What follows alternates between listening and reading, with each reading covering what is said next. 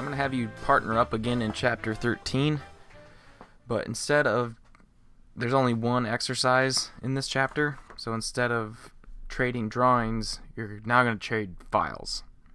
So you'll each set up the initial assembly like the book tells you to, and then when you hand over your files to your partner is going to make a revision or an iteration on that assembly. So there's going to be a change in the diameter or the width on something with that part. So I'm going to show you in kind of a way to think about setting up your parts and assembly for that exercise by using the tutorial assembly as an example. So in the tutorial, I'm going to consider that if this assembly is ever going to be iterated on, we'd use the diameter, let's see if I can, of this part, of the bearing part, this 2.5, that's going to change more often than anything else. So when you're doing your sketch, you can either use equations or set up your dimensioning, so when you change that dimension to something like 3 inches, everything moves along with it without causing any errors. So now that's 3 inches. I used the hole for the center hole here, hole wizard. So in order to make that work, I had to actually use equations so that would move as that gets bigger or smaller. Then when you go to your other parts, you got to take into consideration that bearing part in each of your sketches for, say, the base plate. So if you look at my initial sketch here, here's that 2.5.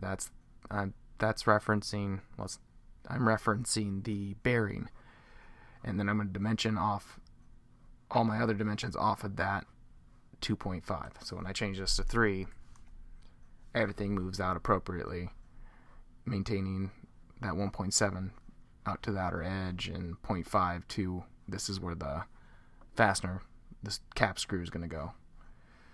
And I did that to every single part on this assembly. So I go to my assembly here and hit yes to regenerate. You can see that the changed bearing moved along with the base plate moved appropriately with the change in size of the bearing. The same thing would go with this collar. That one's pretty easy. Just open that up. Edit definition 3. Also, same thing. I got my dimension set up that all I have to do is just change that one dimension and it's good to go. Go back to the assembly. Say yes. It's regenerated. Everything worked out.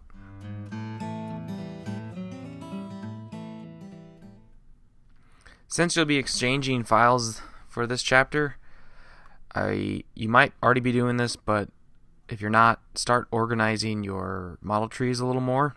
You don't have to get too obsessed with it, but put a little thought into what each feature's name is, just so when your partner gets your part, they know what they're looking at just by glancing at the model tree.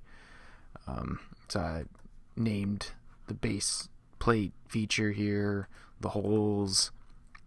The SolidWorks auto named this, which is pretty good, but since we have these two threaded holes, we can group these 3 features together. So I held down shift and selected all 3, and then right click, add to new folder, and then name the folder threaded holes. And so that's just kind of something you should consider when you have your model tree, is just start naming them and organizing them. You can also start organizing your dimensions to kind of say what they do. So like here I got this overall length here. So primary value, I just typed in length, and then in this dimension text you actually can have a visible label in the dimension itself. So I just typed in length equals the dim. So let's do that to this one here. This is the bearing diameter. So I can do bearing die, and then here I can do bearing, and let's put the diameter symbol in there, equals that. And we can move this out here, or there, that looks good. So yeah, just start considering labeling dimensions, so when your partner or whoever ends up wherever you work, they bring up these models, they can quickly see what you put together.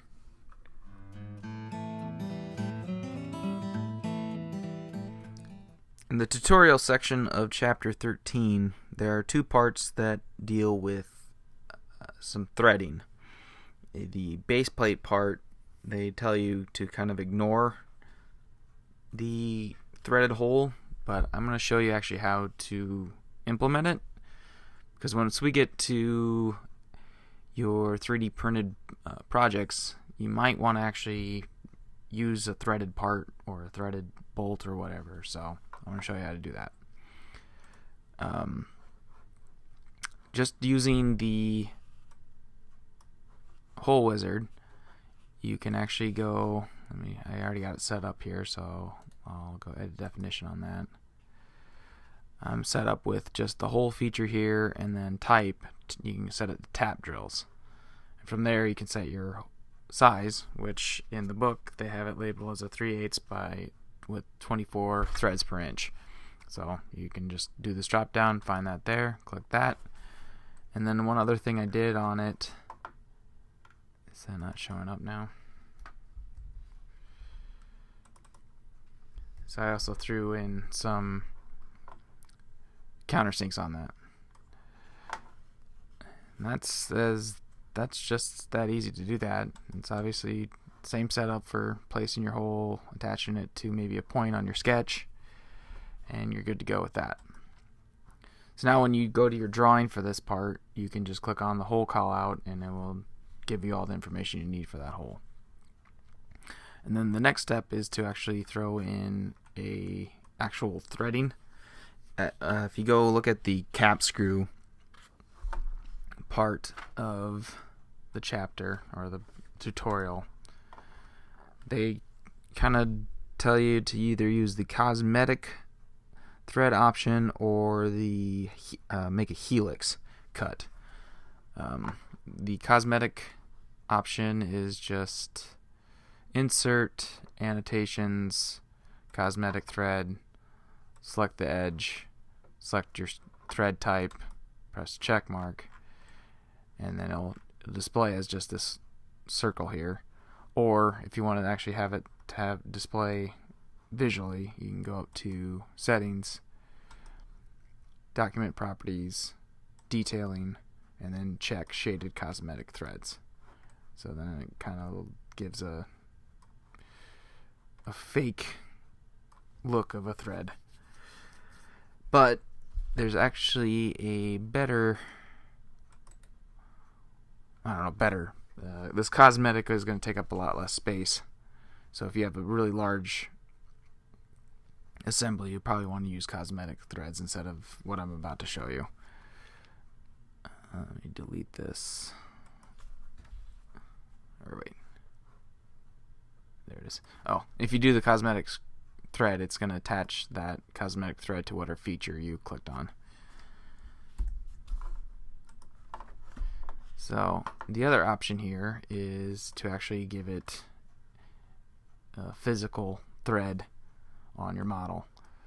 And to do that, it's going to be insert, features, and thread.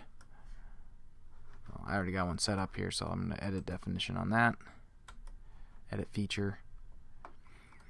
And there's several options in here. You select your the edge you want to start your thread on. So I selected this edge here. Then there's let's see if that can pop up, optional start location. I have the start location set to the same location that it would be if this cap screw went all the way through the part, and that would be the bottom surface of that base plate. And then in condition, I just have it go up a certain distance, which is, I think, about this top of the base plate. And then specification, you can set up what size you want. So we want 3/8 by 24 with 24 threads per inch.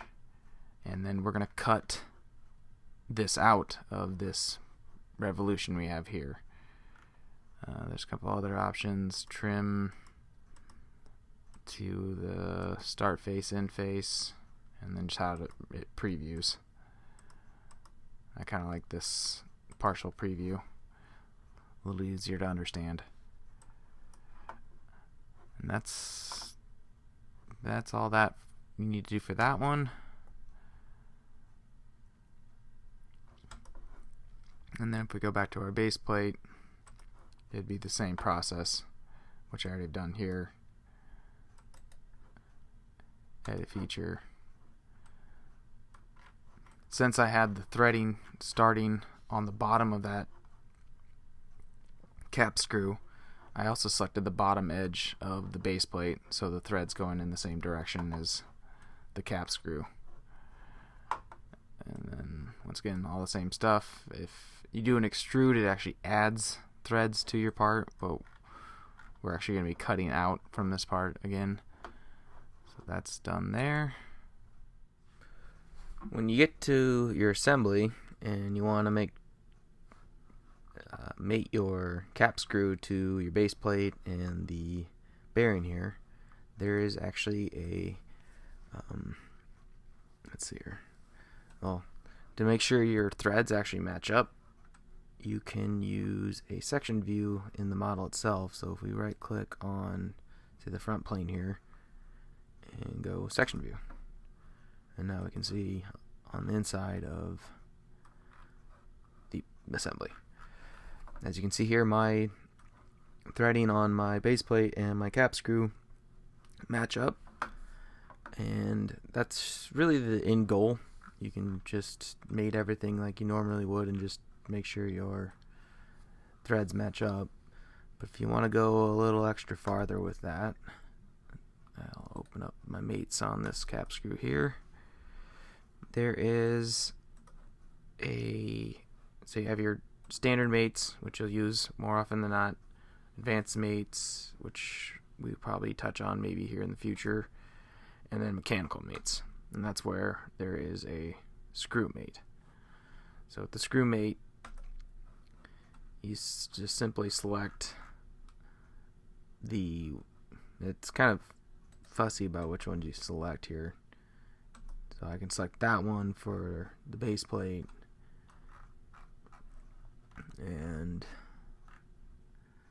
I think this one for the cap screw. So it will only let you pick what's acceptable. So it won't let me select that face. Once you have that set up, let me get back in there. There's a couple options in there to be aware of. If I click on screw, there we go. Your revolutions per inch. So we have 24 threads per inch. So our revolutions is going to be the same number, so 24. Or you can do distance, which is 1 over threads per inch. So they both seem to do the same thing.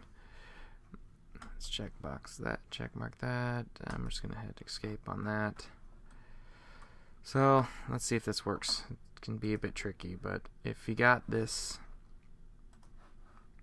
screw mate set up, so I have a distance